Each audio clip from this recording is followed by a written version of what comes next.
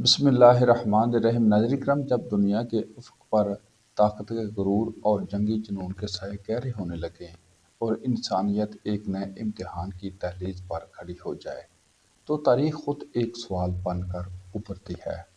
کیا فیصلہ ہتھیار کریں گے یا حوصلے؟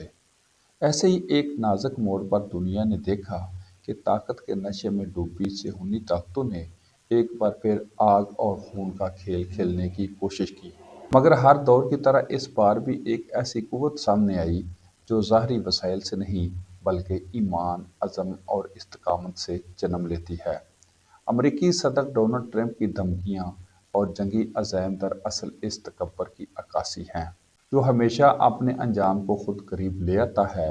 فلسطین کے بعد ایران کو نشانہ بنانا اس حقیقت کو اشکار کرتا ہے کہ یہ محض ایک سیاسی یا عسکری کشمکش نہیں بلکہ ایک نظریاتی معرکہ ہے جس میں ایک طرف جبر اور بالادستی کا غرور ہے اور دوسری طرف مزاحمت اور آزادی کا جذبہ۔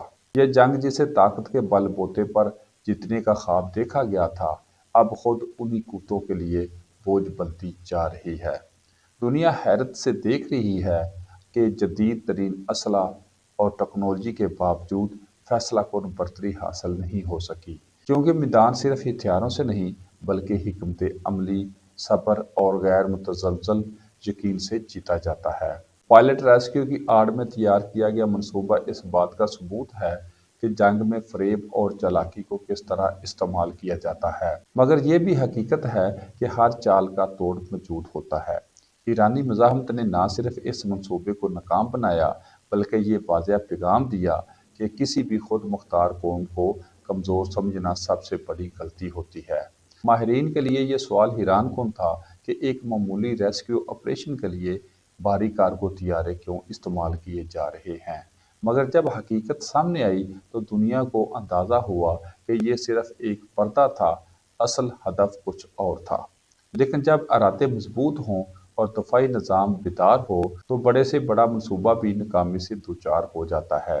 یہ واقعہ اس حقیقت کو مزید مضبوط کرتا ہے کہ جنگیں صرف میدان میں نہیں بلکہ ذہنوں اور منصوبہ بندی میں بھی لڑی جاتی ہیں، اور کامیابی اس کو ملتی ہے جو مکار دشمن کے ارادوں کو بروقت سمجھ کر اس کا مؤثر جواب دے سکے۔ اصفہان کے قریب ہونے والی جھڑپ اور اس میں دی جانے والی قربانیاں اس بات کا ثبوت ہیں کہ ہر مزاحمت کی ایک قیمت ہوتی ہے، مگر یہی قربانیاں قوموں کو زندہ رکھتی ہیں اور تاریخ میں سرخرو کرتی ہیں۔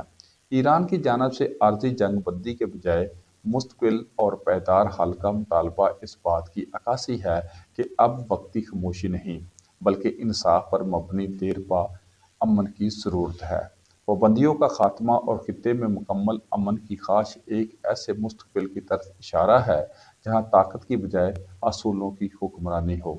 یہ تمام صورتحال ہمیں ایک بنیادی سبق دیتی ہیں کہ ظلم چاہے کتنا ہی طاقتور کیوں نہ ہو، اس کا انجام ہمیشہ شکست ہے، جبکہ صبر، استقامت اور ایمان وہ قوتیں ہیں جو ناممکن کو بھی ممکن بنا دیتی ہیں۔